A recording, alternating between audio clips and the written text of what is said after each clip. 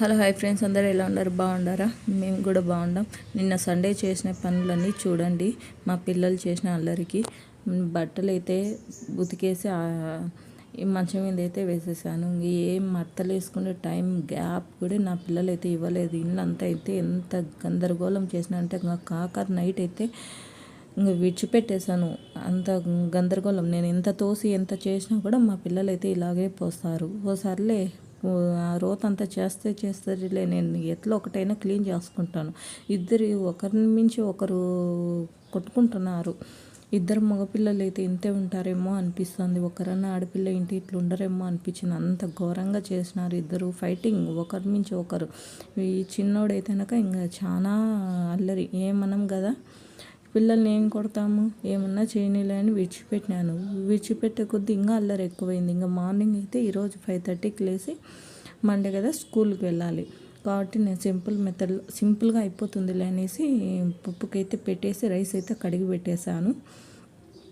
ఇప్పుడైతే నేను పప్పుకి పచ్చిమిరపకాయలు పప్పు అయితే చేయవస్తున్నాను. అందుకే పచ్చిమిరపకాయలు ఒక చిన్న గ్లాస్తోనే కందివేలు తీసుకున్నాను.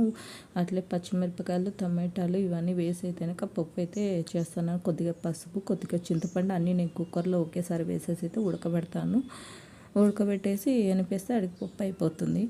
వీళ్ళనైతే కనుక లేపి ఇంకా స్నానానికి పంపించేసి వీళ్ళు లేసి వచ్చేసరికల్లా నేను చపాతీ టిఫిన్ అయితే ఏదో ఒకటి అయితే చేసి పెట్టాలి. టిఫిన్ చేయాలి, అలాగే రైస్ చేయాల్సింది. టిఫిన్ లేని ఒప్పుకోరు, అలవాటు అయిపోయింది కాబట్టి. టిఫిన్ అయితే ఈరోజు అయితే ఇద్దరికి చపాతీ చేసేసాను. చపాతీ చేసేసి క్యారీలలో సర్ది అయితే వాళ్ళని పంపించాను. వాళ్ళని పంపించేప్పటి నుంచి నిన్న చేసిన రోత ఉంటుంది కదా, దాన్ని మటు కసువు అయితే పొద్దున్నే వీళ్ళు పోందరికే చిమ్మేసుకున్నాను. ఇప్పుడైతే ఇంట్లో మొత్తము తడిబట్ట పెట్టి వేసేసేయాలి కాబట్టి, తడిబట్ట పెట్టకపోతే ఇండ్లులాగా ఉండదు.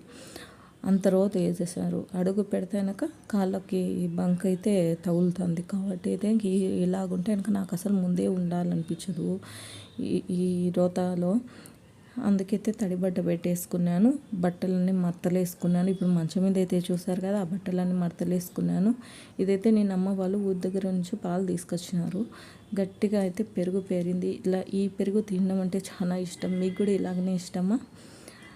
మీ పిల్లలు కూడా నేను ఇలాగే రోత చేస్తారు. దసరా హాలిడేస్ వస్తున్నాయి ఫ్రెండ్స్. దసరా హాలిడేస్కి ఇంకా పేరెంట్స్ ఎంత స్ట్రాంగ్గా ప్రిపేర్ అయ్యి ఉండాలో. మగవాళ్ళు అయితే బయటికి వాళ్ళ పని, వాళ్ళ జాబ్ కొద్దీ వాళ్ళైతే వెళ్ళిపోతారు మన మీద. అట్లా అంటే ఇంకా మగవాళ్ళ పని కంటే మనకు డబల్ పని, పిల్లల పని, ఇంట్లో ఫ్యామిలీ పని, ప్రతి ఒక్క పని మనమే చూసుకోవాలి. ఇంకా పిల్లల పని అయితే డబల్ పని.